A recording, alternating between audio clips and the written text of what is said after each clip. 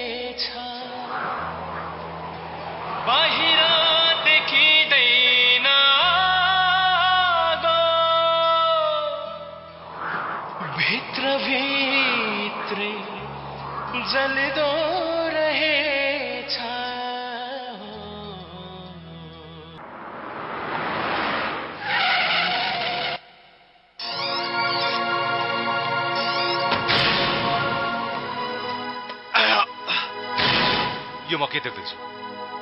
तैँले रक्सी पिएर आइस? आखिर के भयो?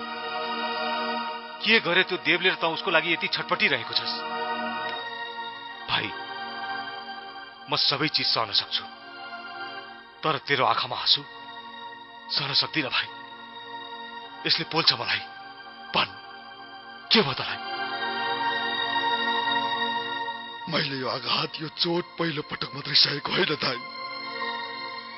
आजभन्दा 20 वर्ष पहिले पनि सहेको थिए। जति बेला मेरो आमाको लासमा आगोको मुस्लो दमदनी बलिरहेको थियो, त्यति बेला त खसेर तपाईको यो आँसु।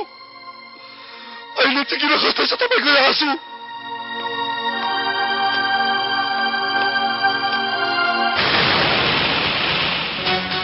मेरो भाइको अनुहारमा पोतिएको निराशाहरूमा मैले त्यो देवको नाम देखिरहेको छु, जसले मेरो भाइलाई बाँच्नको लागि मुस्किल पार्यो। त्यो पनि सजिलोसँग बाँच्नु हुँदैन। रघु सर, मारिदिऊ त्यसलाई। होइन होइन रघु, होइन। मर्न सजिलो छ, तर पल पल बाँच्नको लागि धेरै गाह्रो छ। त्यो देव र त्यसको आमालाई घरबाट निकालेर घरबार विहीन बनाइदिए। त्यसपछि तिनीहरूले थाहा पाउनेछन् आफ्नो हैसियत।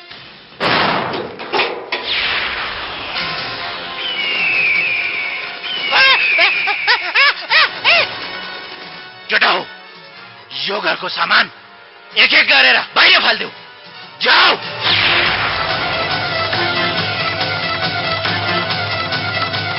फाल। छिटो फाल।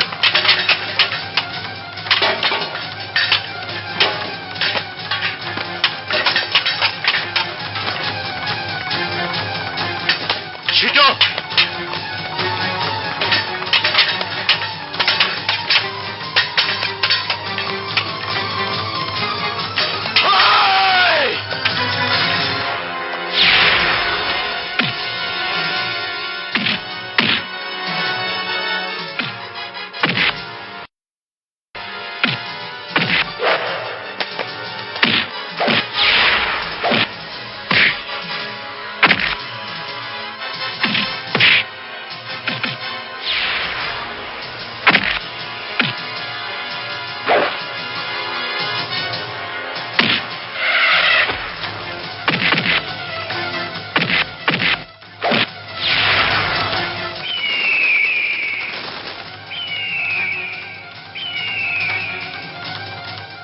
सॉरी दोस्त, देव मेरो साथी हो।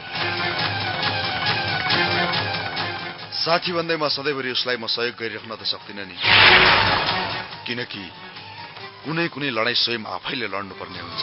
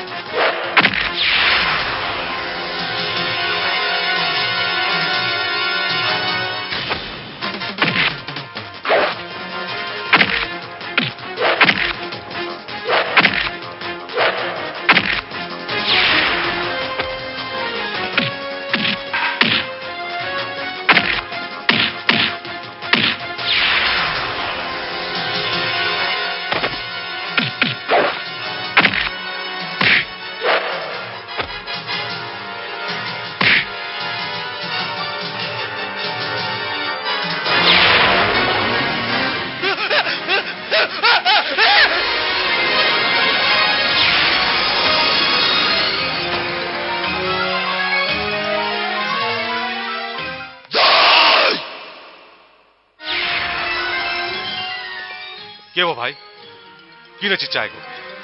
मैले तपाईलाई भनेको थिएँ यो लडाई मेरो र देव बीचको भनेर। फेरि किन तपाईले त घरको इज्जतमाथि दावा बोल्नुभयो? आइन्दा हामी बीचमा तपाईँ आउनुभयो भने तपाईले म मरेको पाउनुहुनेछ। र अर्को कुरा कान खोलेर सुन्नुस् दाइ, त्यो घरमा अब कहिले पनि फर्केर नहेर्नु होला, किनकि त्यहाँ मेरी आमा पनि बस्छिन्। झुट बोल्दैछस् त? त्यो घरमा तेरी कुनै आमा बस्दिन। यदि त्यो घरमा तेरी आमा बस्छ कि भए आफ्नै आँखा अगाडि आफ्नै घर बर्बाद भएको चुपचाप हेरेर बस्नु नि थिस् त। दुश्मनीको सुरुवात तैँले गरेको छस् अर्जुन, यसको खतम म गर्छु। म आखिर तैँले आफ्नो रबाब देखाइहालिस्। धनी मान्छेहरू कतिको निर्दयी र स्वार्थी हुन्छन् भन्ने कुरा तैँले प्रस्ताइहालिस्। मेरी आमालाई घरबार विहीन बनाउन आउन अघि तैँले यो किन सोचिनस् कि ऊ तेरी पनि आमा थिइन्? त्यो घरमा ताला लगाउनु अघि तँलाई यति पनि याद आएन कि तैँले पनि त्यो घरमा कहीँ रात बिताएको थिइस्? तँलाई के थाहा यस्ता भावनाका कुराहरू? त सम्पत्तिको थुप्रोमाथि उभिएर आफूले आफूलाई संसारको सबैभन्दा अग्लो मान्छे भन्ठान्छस्। ओइ, धेरै बोलिस् त। यसलाई बोल्न दिनुस् दाइ, यो मेरो साथी हो। यसलाई जति पनि बोल्ने अधिकार छ। तैँले भनेका सबै कुराहरू सही होलान्, तर म त जस्तो गद्दार धोकेबाज चाहिँ होइन। सम्पत्तिको चमक धमकमा तेरो आँखा यसरी तिर्मिरायो कि तैँले सत्य कुरा नै ठम्ब्याउन सकिनस्। तैँले र तेरो दाइले मिलेर मेरो घरको इज्जतमाथि हात हालेका छौ। अब मबाट तिमीहरूलाई कुनै माफी हुँदैन। आजसम्म तैँले मेरो दोस्ती देखेको छस्, अब दुश्मनी हेर।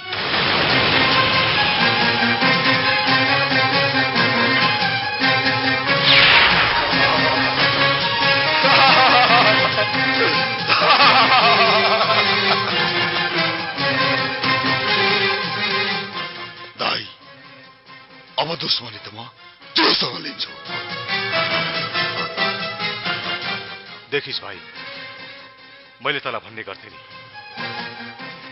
यी नाथे गरिबहरूसँग संगत गर्न हुँदैन भनेर। यिनीहरूलाई न त आफ्नो इज्जतको माया हुन्छ, न त अर्काको इज्जतको मतलब। यी त यस्ता जातका सर्प हुन् जसलाई माया गरेर आफ्नो घाँटीमा बेर्यो भने त्यसले कुनै पनि बेला आफ्नै निधारमा ठुङ्न सक्छ।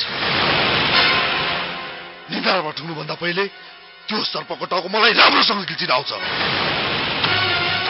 म देवलाई जिन्दगीको त्यो बिन्दुमा पुर्याउन चाहन्छु जहाँ ऊ मृत्युलाई अँगाल्न खोज्दैछ, तर मृत्यु ऊबाट झन्झै टाढा भाग्नेछ। मैले तेरो कुरा बुझिन नि भाइ। एक दिन उसले मलाई ठट्टामा ब्रेन ट्युमरको रोगी बनाएको थियो। आज उसको लागि यो ठट्टा निकै महँगो पर्नेछ। म देवमाथि ब्रेन ट्युमरको आरोप लगाउन चाहन्छु ताकि उसले आफ्नो जिन्दगीलाई उल्टोबाट गर्न सुरु गर्नेछ। मैले तेरो कुरा बुझेँ भाइ। रघु, डाक्टर शर्मालाई फोन लगा। होइन होइन सर, यो पाप हुनेछ र गैर कानुनी पनि हुनेछ। एक सच्चा र इमानदार डाक्टरले यस्तो झुटो कुरो कहिले बोल्न सक्दैन। डाक्टर, यदि आफूले एक झुटो बोल्दाखेरि कोही खुसी हुन्छन् भने त्यो झुटो बोल्नु पाप होइन।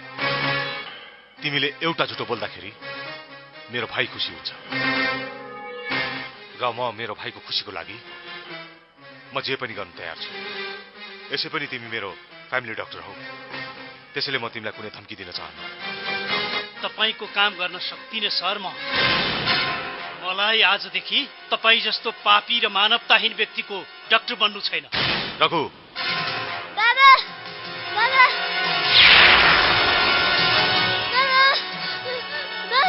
छोरी पिङ्की,